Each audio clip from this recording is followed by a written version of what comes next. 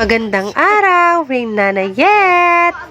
Pag-uwi nga namin galing church, ay ang aking mister ay nagaya kumain sa labas. Wow! Oops.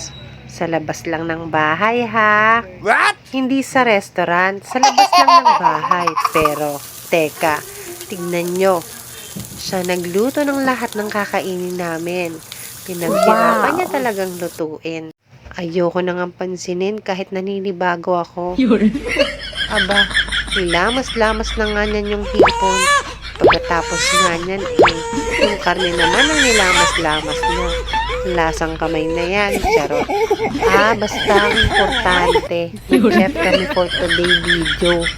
At higit sa lahat, todo effort ang tatay mo. Yes! Aba, after nyan magluto, kakain kami sa labas. O diba ang syala? Sarap kaya ng hipon. Yes! Lalaki pa. Yummy! Paborito yan ng aking mga anak.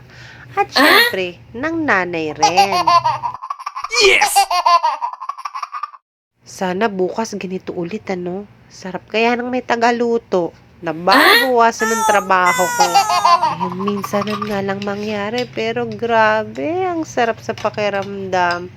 Naisip ko, diba? After church, nagluto, naghain, kumain sa labas. O diba may pasok pa si mister, ang bongga. Gusto ko nga sanang magtanong, anong meron? What? Naisip ko, baka sumpungin pa. Kaya nga iniwasan ko ng magtanong. Pinitin ko na lang ang bibig ko at pinakain ko ng pinakain ang bibig na yan. Para wag nang magtanong pa.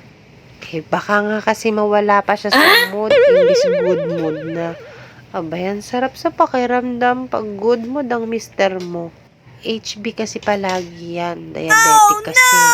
Ang sarap nga sa pakiramdam kapag good mood ang asawa mo, may masarap ang food.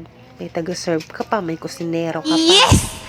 Sana dalas-dalasan mo naman, Papa. Ang sarap kaya ng may bonding kayong pamilya, lalo na sa panahon ngayon, hindi natin alam ang buhay kung kailan tayo mawawala. Kaya yung ganitong bonding ay napakasarap na ginagawa. Yes. Kain na tayo sa labas. Sana nagustuhan nyo for today's video. Thank you for watching, mga Karain Nanay. See you next vlog. Bye!